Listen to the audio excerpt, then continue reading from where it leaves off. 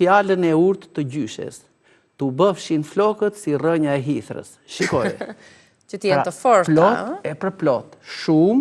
Shumë, qime thithse dhe të forta të shëndetshme.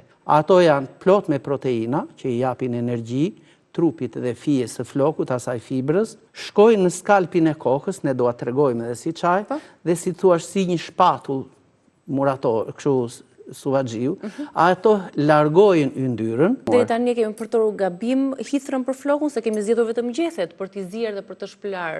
Po që ka rënja ajo që ka vetin më të fuqishme për flokun. Marrim gjethet e saj, marrim edhe rënjët.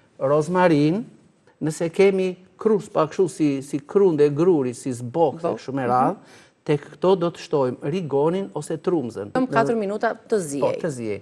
E kullojmë këtë çajin dhe lagim skalpin e flokut dhe gjithë fijen e flokut në gjatësinë e tij. Më pas nuk do ta shpëlajmë, por do ta lëmë të thahet natyralisht. Mbetet kështu dhe do të vëmë re që floku do të fillojë të marrë një pamje tjetër të mrekullueshme brenda 7 deri në 10 ditësh.